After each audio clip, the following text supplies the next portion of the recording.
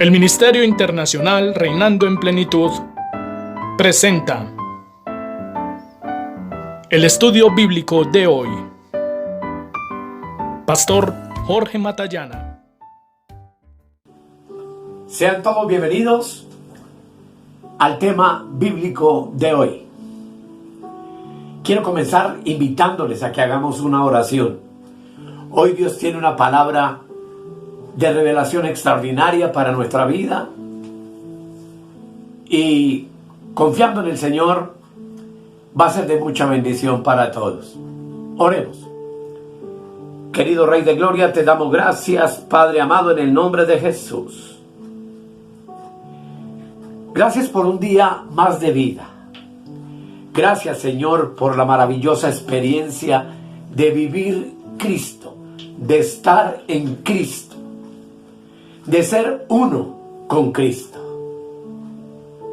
Oro para que tu palabra hoy fluya a través del Espíritu Santo a nuestras vidas y que podamos ser ricamente edificados para la gloria de tu nombre.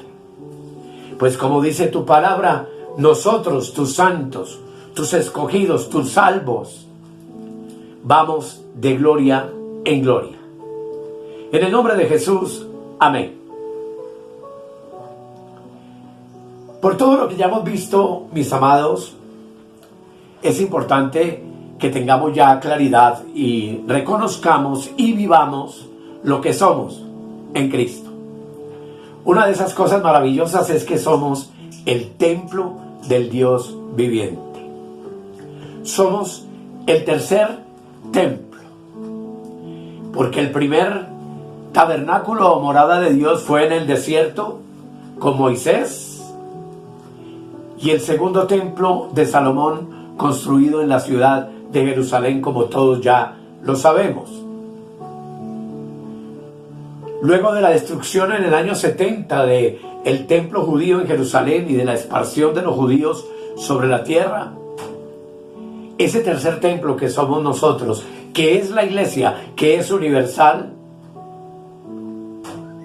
es lo que hoy conformamos como cuerpo de Cristo. Individualmente, tú y yo también somos el templo del Dios viviente.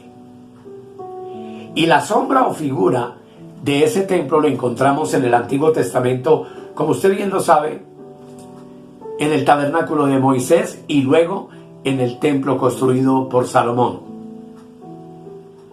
Ese tabernáculo nos enseña que somos tripartitos, que tenemos un cuerpo que está simbolizado, como vemos en la imagen, en el tabernáculo de reunión, por el patio o atrio, donde había una puerta y esa puerta es Cristo, y donde lo primero que encontramos en ese patio es el altar del holocausto, que simboliza la cruz de Cristo que quitó el pecado del medio, que a través de ese sacrificio nos ha dado vida y vida en abundancia, y luego nos condujo a la fuente de bronce, de agua limpia y pura, donde el sacerdote se lavaba sus manos y sus pies antes de entrar al tabernáculo de reunión propiamente dicho, que como usted ve está cubierto por pieles, simbolizando las otras dos partes de nuestro ser, que son nuestra alma y nuestro espíritu, que al ojo humano son invisibles.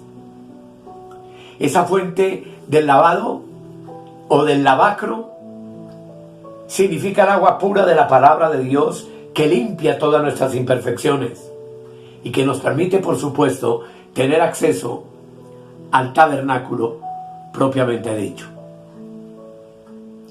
Al pasar el velo del tabernáculo entramos al lugar santo, que tipifica nuestra alma, como ya vimos en temas anteriores, en donde el altar del incienso simboliza nuestra mente, en donde la mesa con los panes de la proposición significan nuestros sentimientos, y donde la menorá o el candelabro de 7 brazos que ilumina ese lugar nos presenta la voluntad de Dios. De tal manera que tú, como ser tripartito, cuerpo y alma, hoy es en el alma en donde se realizan la mayoría de nuestras actividades espirituales, tales como la oración, la adoración, el conocimiento de la voluntad perfecta de Dios para nuestra vida y la comunión con todos nuestros hermanos alrededor de la tierra, tipificados en la mesa de los 12 panes. Como tú y yo sabemos, el velo fue quitado dentro del tabernáculo. Antes había un velo, ese velo ha sido quitado por Cristo con su muerte en la cruz, y tú y yo tenemos libre acceso al lugar santísimo, tipificado por el arca, que simboliza nuestro espíritu. Y dentro de esa arca están las 3 funciones del espíritu. Esas 3 funciones que están tipificadas por la urna con el maná escondido, como vemos en la imagen, que significa nuestra intuición. La vara de Aarón que reverdeció, que es la que nos da vida y que es la que habla de la comunión de todos nosotros como cuerpo de Cristo, dando fruto para Dios. Y las tablas de la ley que simbolizan la conciencia que Dios ha puesto en nuestro espíritu y que es la que nos redarguye, nos reprende, nos exhorta y nos enseña cada vez que fallamos o cada vez que las cosas las estamos haciendo en la perfecta voluntad de Dios. Ese tabernáculo de reunión que fue la morada de Dios en el desierto, que luego fue la morada de Dios en el templo de Salomón en Jerusalén, hoy es la morada de Dios universal en el cuerpo universal de Cristo, que es la iglesia, e individualmente en cada uno de nosotros, que somos el templo del Dios viviente. Lo repito, con un atrio que tiene 5 sentidos y en nuestro cuerpo, con un alma que posee 3 facultades, mente, emociones y voluntad, y con un espíritu que posee 3 funciones específicas también, que son la comunión, la intuición y la conciencia. Teniendo eso claro, hoy vamos a hablar del lugar santo, específicamente de la mente. Y el tema que quiero compartir con ustedes lo he llamado el reino de la mente. La mente, amados, es el centro de toda nuestra actividad espiritual y física. Y la palabra de Dios dice en Jeremías 17:10 lo siguiente. Jeremías 17:10. Yo, Jehová, que escudriño la mente, que pruebo el corazón, para dar a cada uno según su camino, según el fruto de sus obras. En este versículo maravilloso, el profeta Jeremías hace una sinonimia entre la palabra mente y la palabra corazón. Él dice en este texto, literalmente, que el camino en el cual tú y yo hemos de andar es trazado por nuestra propia mente. Y el fruto de nuestras obras son dictaminados por nuestro corazón. La palabra corazón viene del griego cardia, como vemos en la parte inferior, y significa toda la actividad mental y moral del hombre. Nuestro corazón, que es el centro del ser tripartito, está compuesta por nuestra mente, nuestra emoción, nuestra voluntad. Y podríamos añadir algo en un aspecto psicológico, que es la conciencia, no conciencia que está en el espíritu, sino conciencia de las cosas. El alma es la que nos hace conscientes, como ya lo vimos en otros temas, de Dios en el espíritu y del mundo exterior a través del cuerpo. Así que en la Biblia, La palabra mente es sinónima de la palabra corazón. Donde está el corazón, está la mente. Por eso quiero edificarlos, amados, con este tema maravilloso, el reino de tu mente. ¿Por qué hablo de que la mente es un reino? Porque tú mismo estableces la ley y el gobierno que quieres que predomine en tu ser, en tu vida. Ni Dios, ni lo que la gente equivocadamente llama diablo, se te pueden meter en tu mente sin tu consentimiento. Por eso nuestra alma tiene una voluntad. Y lo que yo quiero resaltar en esta hora, amados, es que tú eres quien determinas tu reinado. Y la determinación de tu reinado está en tu mente.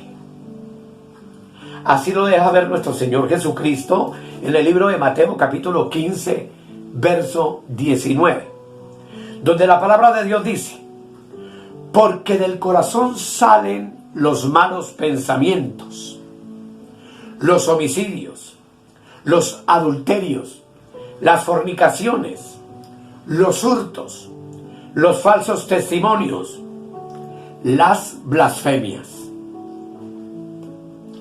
Cuando habla del corazón y de los malos pensamientos, está hablando entonces de nuestra mente como nuestro corazón.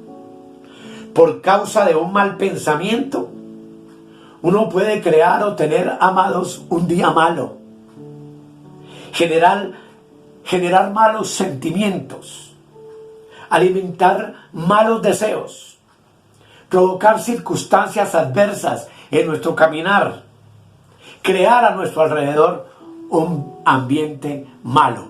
Y todo eso procede de nuestra mente, de nuestros pensamientos. Podríamos decir que los días malos entonces en nuestra vida son el producto de nuestros malos pensamientos. Pues con nuestros pensamientos es que nosotros tomamos decisiones. Y nuestros pensamientos son quienes generan nuestros sentimientos, nuestras emociones. Dice Romanos capítulo 7, el versículo 25, que es el apóstol Pablo hablando de lo que él era como hombre bajo la ley. Dice en 7:25: gracias doy a Dios por Jesucristo Señor nuestro. Así que yo mismo con la mente sirvo a la ley de Dios, mas con la carne a la ley del pecado. Pablo aquí dice: yo mismo con la mente sirvo. Y esto es sumamente importante. ¿Qué es la mente? Es el asiento de nuestra conciencia reflexiva.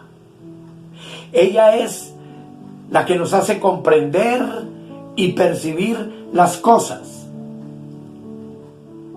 La mente es absolutamente independiente y puede hacer todas las cosas por su propia cuenta. De tal manera que cuando nosotros nos equivocamos, cuando erramos a causa de un mal pensamiento y causamos una pésima decisión o un mal sentimiento, no podemos andar culpando a nadie diciendo: es que alguien se me metió en la mente y me hizo hacer esta cosa buena o mala. Son, amados, las malas decisiones que proceden de nuestros malos pensamientos las que nos llevan a cometer entonces equivocaciones y errores que más tarde lamentamos y que de alguna manera siempre tratamos de echarle la culpa a otro, a alguien, como para apaciguar un poco el sentimiento de culpa que se despierta en nosotros cuando erramos, cuando nos equivocamos. Lamentablemente las religiones nos han enseñado a culpar por todo al diablo. o a Satanás, o a echarle la culpa a los demás de nuestras malas decisiones, de nuestros errores, de nuestros pecados. Pero claramente, amados, hemos de tomar en cuenta que nosotros mismos somos quienes creamos nuestro propio camino. Y que por ese camino, según las obras, es que Dios escudriña lo profundo de nuestro corazón y nos paga conforme a la manera como tú y yo vivimos. Es decir, a la manera como tú y yo pensamos. La mente, amados, es un reino. Y tú eres el único responsable de todo lo que sale de allí, de adentro. Fíjate que el apóstol Pablo dice que con su mente podía servir a dos leyes, a la ley de Dios o a la ley del pecado. Cuando tú pones tu mente al servicio de Dios, ella entonces se convierte en una mente espiritual. Pero cuando uno la pone al servicio del pecado, obviamente se convierte en una mente carnal. De tal manera que la decisión de andar en el Espíritu es un pensamiento de mi mente. Es una decisión que tomo en mi mente.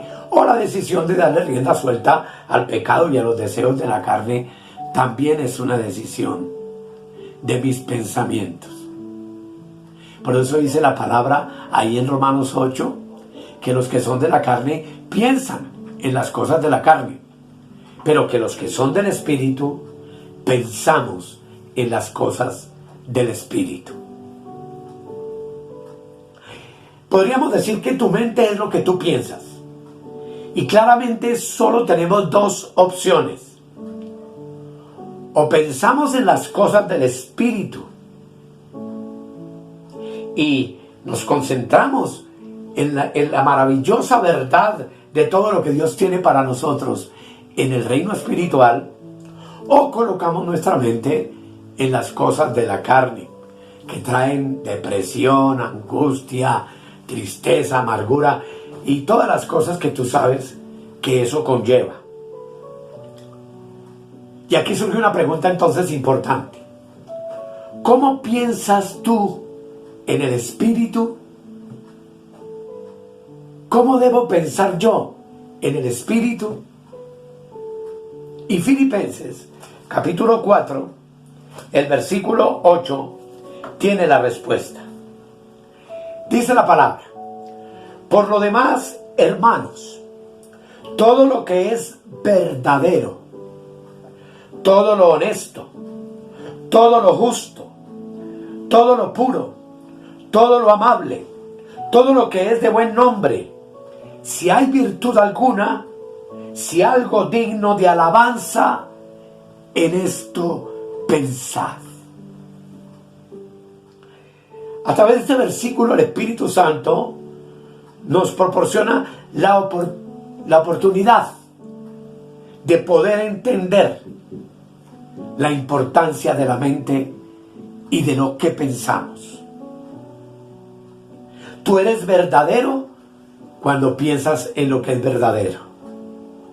Tú te portas gentil y eres amable cuando piensas en todo lo amable, en todo lo justo. Y claro que si hay algo digno de alabanza, como dice el texto, nuestro pensamiento entonces está puesto en Dios, quien es el único digno de alabanza. Y eso entonces determina que a Dios le servimos, lo adoramos, lo entendemos con nuestra mente. De ahí que el apóstol Pablo, como veremos después, habla de la necesidad de renovarnos en el espíritu de nuestra mente. Pero quiero hacer un paréntesis porque es importante, hermano. Servimos también a Dios cuando ofrendamos generosamente para la obra de Dios. Y eso tengo que decirlo porque está en la palabra. Y especialmente cuando tú ofrendas para los ministerios que educan tu entendimiento. Segunda de Corintios, el capítulo 9, el versículo 12, habla de las ofrendas. En gracia tú no tienes que diezmar, porque el diezmo fue un pacto de Dios con Israel bajo la ley. Pero en gracia tú y yo debemos ofrendar para la obra de Dios generosamente, libremente. Y dice el versículo 12, hablando de esa ofrenda, porque la administración de este servicio no solamente suple lo que a los santos falta, sino que también abunda en muchas acciones de gracias a Dios. Cuando tú ofrendas en tu comunidad local, en tu congregación local, cuando tú de tu propia decisión y de tu propio pensamiento propones ofrendar a un ministerio, a un ministro que edifica tu vida como tu pastor, etc. La administración de tu servicio es la ofrenda generosa. Observemos en el versículo 7 que la palabra de Dios en la gracia nos da entera libertad para hacerlo, y dice: cada uno dé como propuso en su corazón. ¿Qué es el corazón en la palabra? Nuestra mente. No con tristeza ni por necesidad, porque Dios ama al dador alegre. En la iglesia se suele obligar al creyente a las malas a diezmar bajo maldición, lo cual es un absurdo y, amados, es una aberración a los ojos de Dios, porque tú y yo ya no estamos bajo maldición. Tú y yo hemos sido bendecidos por Dios con toda bendición espiritual en los lugares celestiales en Cristo. Y si con la mente tú sirves a Dios, con la mente también siembras, no con tristeza, no por necesidad, sino con alegría, con júbilo y para bendición de los santos. Pues Dios dice que Dios ama al dador alegre. ¿En dónde entonces están las ofrendas tuyas para la iglesia? Están en tu mente o en tu corazón. Es allí donde tú te propones sembrar y ofrendar. Y por supuesto que las necesidades de muchas congregaciones locales son inmensas. Pero ¿en dónde realmente, amados, comienza una siembra generosa? No comienza en el bolsillo, sino en tu mente, o sea, en tu corazón. Porque es allí donde tú la propones, donde tú la consideras, donde tú la determinas. ¿Y cómo dice la palabra que debe ser tu siembra? Una siembra generosa.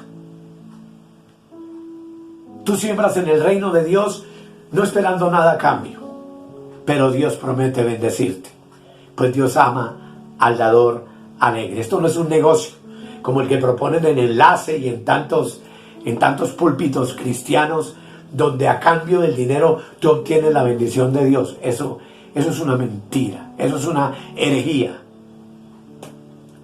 Es con tu mente que tú sirves a Dios.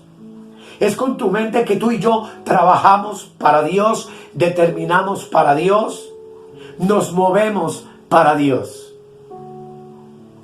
Todo está en la mente, amados. Por ejemplo, ¿en dónde comienzan las alabanzas para Dios?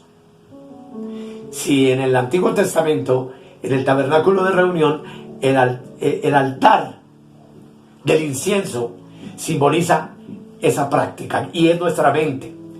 Toda adoración, toda alabanza comienza en tu mente o corazón.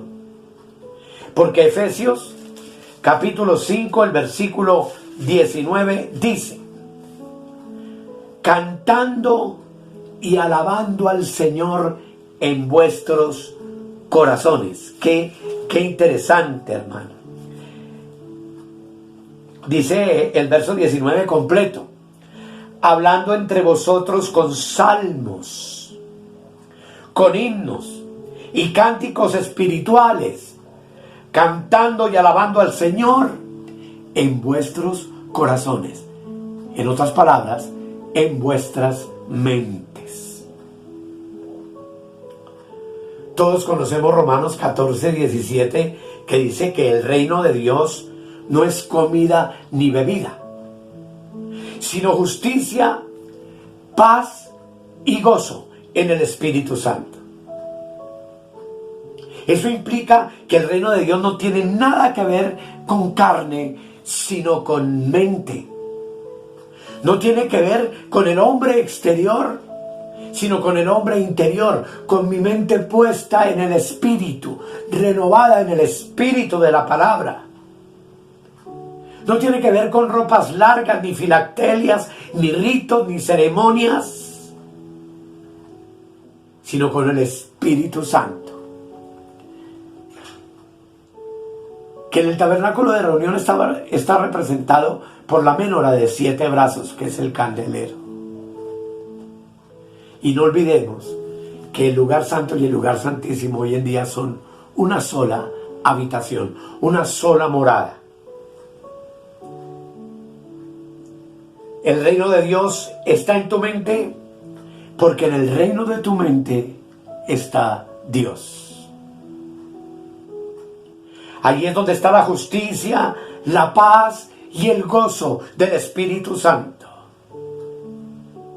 Ahora tu mente no está trabajando sola en el servicio a Dios, sino que todos sabemos que obviamente necesita de un cuerpo físico para poder expresar al mundo exterior toda la riqueza de la gloria de Cristo que habita en nuestro espíritu, y que podemos, a través del órgano de la intuición, de la conciencia y de la comunión, alcanzar plenamente su riqueza por medio del pensamiento de nuestra mente, de nuestro corazón renovado.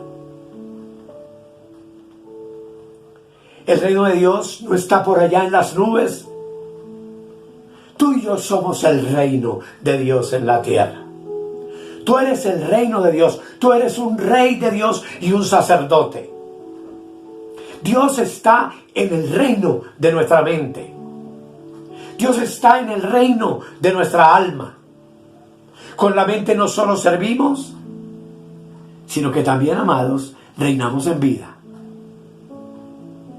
en paz, en gozo y en libertad. En 1 Corintios capítulo 5, 11, el apóstol Pablo nos exhorta diciéndonos: no os juntéis con ninguno que, llamándose hermano, fuere fornicario, avaro, idólatra, maldiciente, borracho o ladrón. Con el tal ni aun comáis. Y en el capítulo 6, versículo 9, la palabra de Dios dice: ¿no sabéis que los injustos no heredarán el reino de Dios? No erréis, ni los fornicarios, ni los idólatras, ni los adúlteros, ni los afeminados, ni los que se echan con varones, ninguno de ellos puede heredar el reino de Dios. Uno que no hereda es, por supuesto, uno que no reina.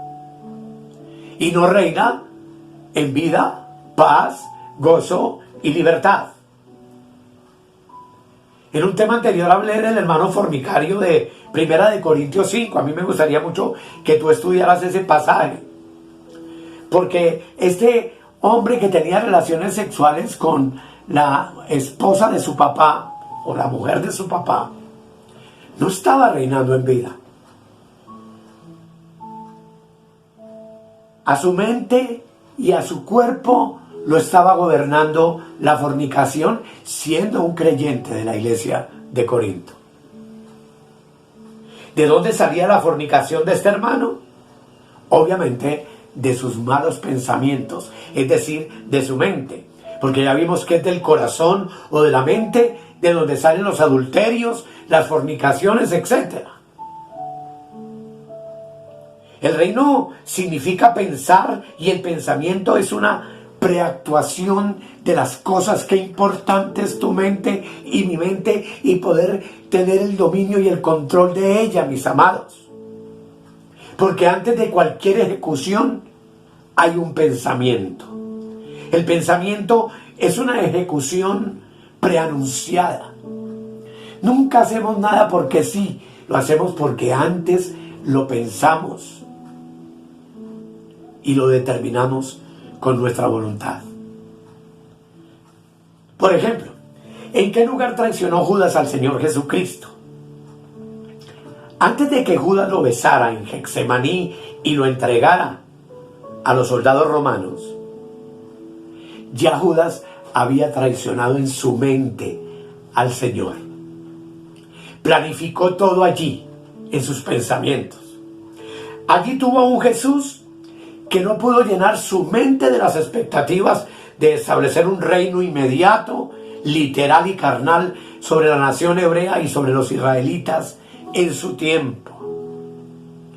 Y sabemos que eso era imposible porque el reino de Cristo no era de ese mundo, es del mundo en el cual hoy tú y yo vivimos, que es el mundo del Espíritu, y será en el milenio literal, juntamente con nosotros, cuando reinemos con Él por 1000 años de gloria.